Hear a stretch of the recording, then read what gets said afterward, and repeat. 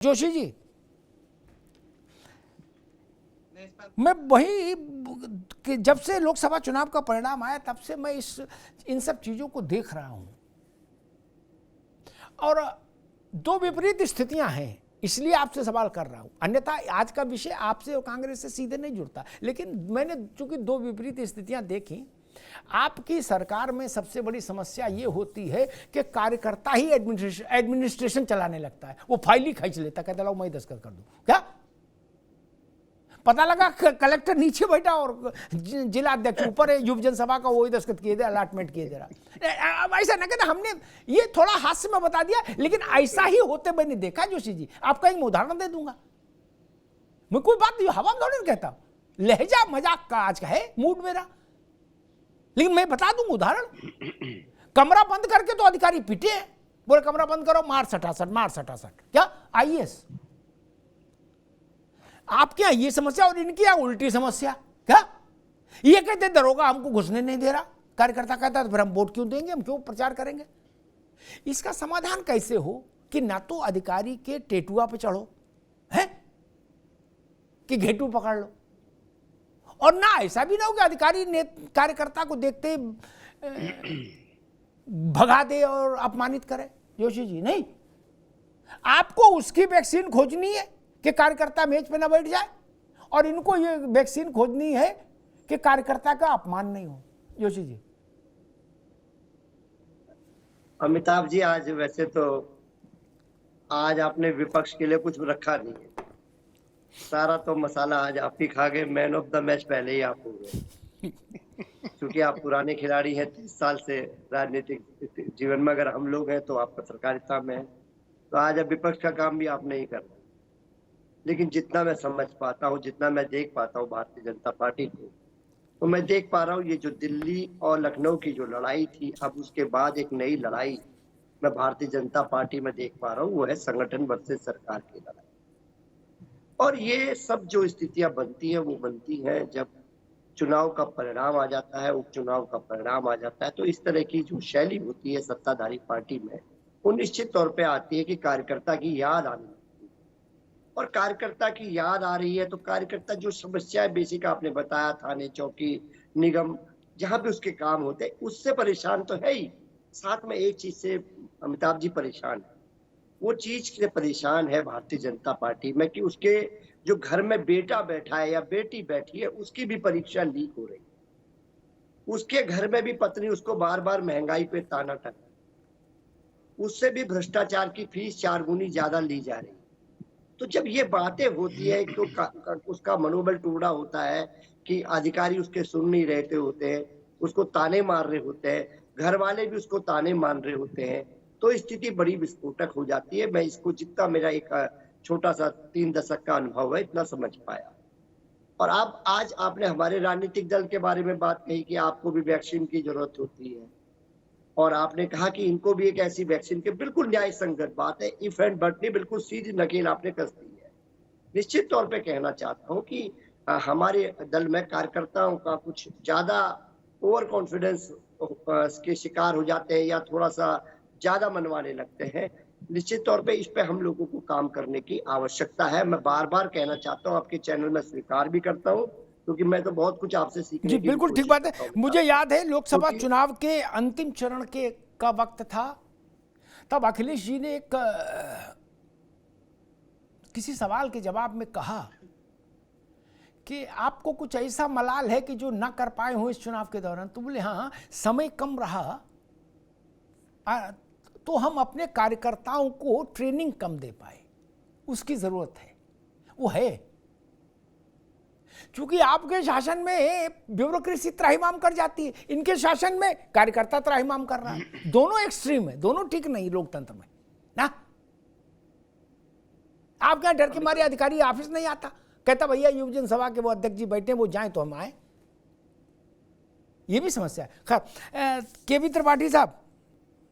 जी sir. Bhajpa ने कहा कि विपक्षी दल भ्रम में न रहे, अगर हमारा कार्यकर्ता जाग गया और पूरी ताकत से लग गया तो जीवन भर के लिए विपक्षी दलों को सत्ता से दूर कर देगा। एक और दूसरी बात जो कही गई, जो भाजपा के अध्यक्ष ने कही प्रदेश के, कि कांग्रेस भस्मासुर है और उन्होंने अखिलेश जी को सलाह दी कि आप सावधान रहो, ये आपको निगल जाएगी। मामला भस्मासुर तक चला गया भैया त्रिपाठी जी, नहीं? अमिताभ जी, अभी तो नवदुर्गा आई नहीं जी। अमिताभ जी आपको प्रणाम और सभी साथी प्रवक्ताओं को प्रणाम। काफी प्रणाम भाई। आज आपके चैनल पे आप आया स्वास्थ्य कारणों से। आपने बिल्कुल सही कहा। कल जो कहा गया कि हमारा कार्यकर्ता जाग गया है, और उसका पहला एक उदाहरण मैं जिक्र कर देता हूं। गोरखपुर फैजाबाद क्षेत्र से एमएलसी हैं देवेंद्र प्रताप सिंह। उन्होंने आज स्टेटमेंट दिया है कि यूपी में भ्रष्टाचार, राजकोष की लूट, नौकरशाहों की साजिश, स्थितियां भयावह न बने, इसके लिए जरूरी है सच को स्वीकार करे सरकार, उनका समाधान करे। जैसे ही कार्यकर्ता जागा, ये स्टेटमेंट आज आ गया। मोती सिंह जी का उससे पहले आ चुका है, रमेश मिश्रा जी का स्टेटमेंट आ चुका है। निश्चित तौर पर आज भाजपा का कार्यकर्ता जाग गया है, चाहे आलोक जी इसे स्वीकारे या न स्वीकारे, और वो खुलेआम कह रहा है कि इतना भ्रष्टाचार अपने राजनीतिक जीवन में हमने कभी नहीं देखा। जब भ्रष्टाचार की पराकाष्ठा हो जाएगी, आम आदमी के जीवन से जुड़े हुए मुद्दों पर बात होनी बंद हो जाएगी। नौकरी, बेरोजगारी, महंगाई, इस पे सरकार कोई जिक्र नहीं करेगी। चिंतन बैठक में क्या ये मुद्दे नहीं हो सकते थे कि इसके लिए सरकार पर दबाव बनाया जाए?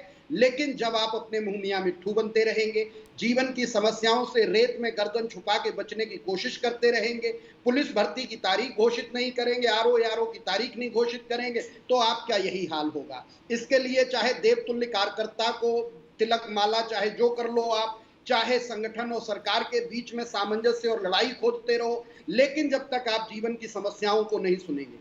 मैं आज कहता हूं, जो कार्यकर्ताओं वाली बात हो रही थी, हमारे साथी जोशी साहब ने बड़े संजीदगी से कहा कि हाँ कुछ ऐसा होता है। अभी हमारे नेता राहुल गांधी जी ने भी कहा कि किसी का नाम लेकर ट्रोल करने की जरूरत नहीं है। स्मृति ईरानी जी के लिए कहा कि ट्रोल कमजोर की पहचान है, ताकतवर की नहीं। राहुल जी ने सभी कार्यकर्ताओं को संदेश दिया, हम लोग मुद्दे की राजनीति करें और मुद्दों पे अपना काम करें, और कांग्रेस आज ये काम बखूबी कर रही है। नहीं, वो तो सब ठीक त्रिपाठी जी, अरे सब ठीक है। वो भाई भाजपा अखिलेश जी से कह रही है कि आप सावधान रहो, कांग्रेस आपको निगल जाएगी, ये मसला है। इस पे आप नहीं बोले, बाकी सब पे बोल दिए। मुझे बोलो। नहीं अमिताभ जी, मैं इस पे बोल रहा हूं कि कतई ऐसा नहीं है। नहीं निकलेंगे ना, आपको पता है कि उससे अपना अपना गिलास अलग रखो, निगला निगली नहीं, ठीक नहीं। इंडिया गठबंधन उनको भस्मासुर बन के निगल लेगा, ये उनको दिखाई दे रहा है। इसलिए इंडिया गठबंधन में किसी तरह से जोशी जी एक छोटी सी टिप्पणी आप पे करते, चूंकि आपके नेता के लिए कहा है इसलिए आपसे कर लो, फिर मैं संजय राणा के पास चलूंगा। बीजेपी को अखिलेश जी की इतनी चिंता है, सोचिए ये रिश्ता क्या कहलाता है, कुछ तो है नहीं। अब मुलायम सिंह जी के कारण हो, कुछ भी हो, लेकिन केयर तो है अखिलेश जी की। अखिलेश जी की ही केयर तो करती है बीजेपी।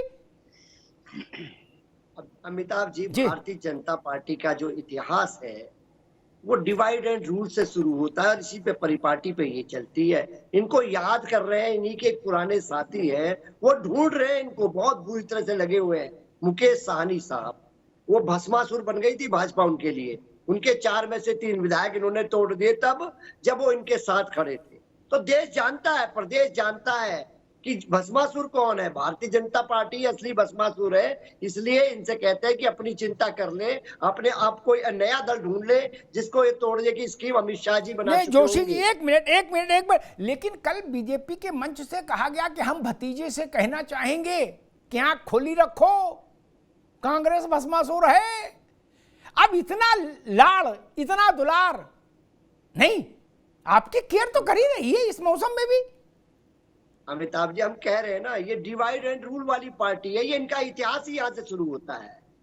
ये समाज को तोड़ेंगे, धर्म को तोड़ेंगे, लोगों को तोड़ेंगे, पार्टियों को तोड़ेंगे। ये तोड़ने वाले लोग हैं। इनकी विचारधारा ही नेगेटिव पॉलिटिक्स। जोशी जी मान लेते। खैर मैं तो कहूँगा आज के दौर में जब ये आदमी को जली कटी सुना रहा, उस दौर में अगर इतना लाड़ प्यार दुलार है तो अच्छी बात है, इसमें कौन बुरी बात है। वो भतीजा बोल ले तो अच्छी बात है। मुलायम सिंह जी उस प्रदेश के 50 साल नेता रहे, उस भाव में बोल दिया होगा, दुलार में, ठीक है। और रिश्ता नाता ना सही, कम से कम दुआ सलाम तो होती रहती राजनीति में। और जो बड़े मुकाम पा जाते हैं राजनीति में जोशी जी, उनका एक अलग भी रिश्ता बन जाता है जिसकी चर्चा टीवी पर नहीं होती है। त्रिपाठी जी जान रहे हो, सबसे पुरानी अमिताभ पार्टी के आदमी है, राजनीति में वो होना भी जानते हैं चाहिए, सिस्टम को। इतना भी होना चाहिए। हम लोग पॉलिटिकल वही कह रहे त्रिपाठी जी जानते हैं, वो सब वो सैकड़ा पार वाली पार्टी के, वो जानते हैं खेल कांटा कहाँ होता है, किसका टेलीफोन कहाँ कैसे क्या घंटी बजती है, रिंगटोन ही अलग होती है, उस चक्कर में ना पड़ो। वो ठीक है, चलने दीजिए। हाँ, मंच अलग होता है और ड्राइंग रूम अलग होता है। संजय राणा गलत तो नहीं कहा? बिल्कुल और सही। कार्यकर्ता इतना भावुक होता है, वो मंच पर नेता की बात सुन के वो कम कुर्ता फोल्ड करके लठ लेके निकल जाता है, फिर थाने में बंद हो जाता है। क्या बाप फिर घर मकान गिरवी रख के जमानत कराते हैं क्या? उसको लगता है नहीं भैया ने कह दिया, चाचा ने कह दिया, क्या ताऊ ने कह दिया, और पता लगा चाचा ताऊ बहू भैया रात में एक ही साथ अपना भोजन ग्रहण कर रहे हैं और रसमलाई खा रहे हैं। बोले ठीक है। नहीं राणा भाई जी बिल्कुल बिल्कुल अमिताभ जी, आपने एकदम सही कहा है कि नेताओं के चाहे मंच पे जो भाषण देते हैं ऐसा लगता है कि प्रतिद्वंदी हैं। आप देख लीजिए, भर भर के 2 दिन पहले तक, 2 दिन से पहले आपने पूरा इलेक्शन देखा होगा, भर भर के उद्योगपतियों को लोग गाली दे रहे थे, उसी उद्योगपति को गाली दे रहे थे और खुद पूरा परिवार समेत वहीं पर समर्पित होकर के मुस्कुरा रहे थे। तो इसको क्या बोला जाएगा? तो ये राजनीति में चलती रहती है, राजनीति अलग है भाई। एक एक घर से 8-8 लोग गए।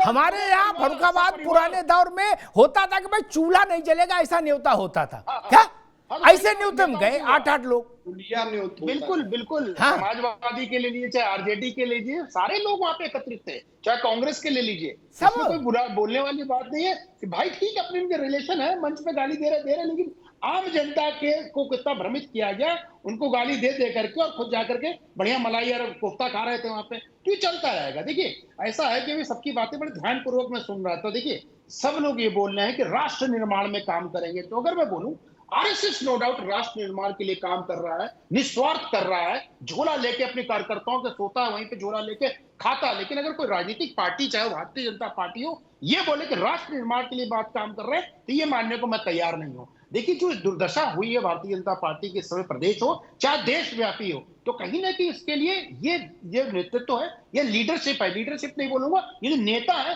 कहीं ना कहीं जिम्मेवार है।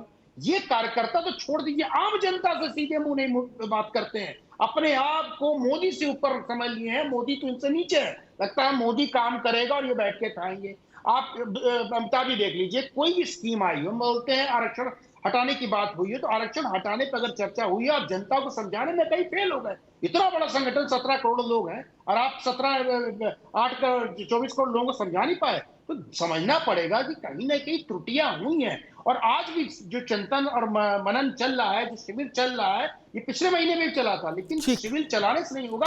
एक राणा जी एक पड़ेगा। एक बात पूछनी, फिर आगे चलूं, कि ये जो केशव जी ने थीसिस दी है कि भाई संगठन सरकार से बड़ा था, है और रहेगा, ये पैन इंडिया थ्योरी है, ये सेक्टोरियल है? नहीं, ये ना ये सिर्फ लखनऊ तक सीमित है? क्योंकि अगर पता दिल्ली, ये सिर्फ लखनऊ तक सीमित है। जैसे ही दिल्ली पहुंचे, अच्छा नड्डा जी के लिए नहीं है?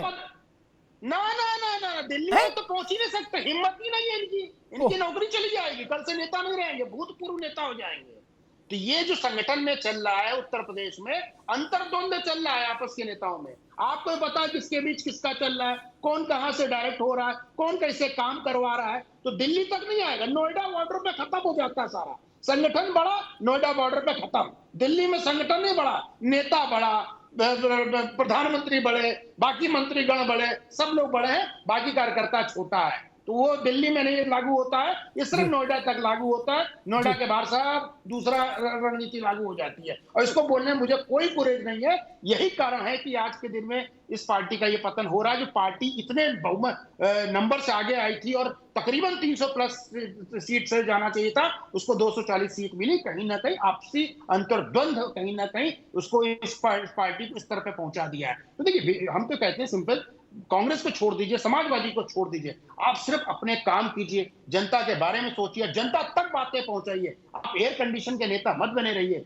जो आप बने हुए हैं। आप एयर कंडीशन के नेता जब बने रहेंगे तो ठीक है राणा जी, ठीक है।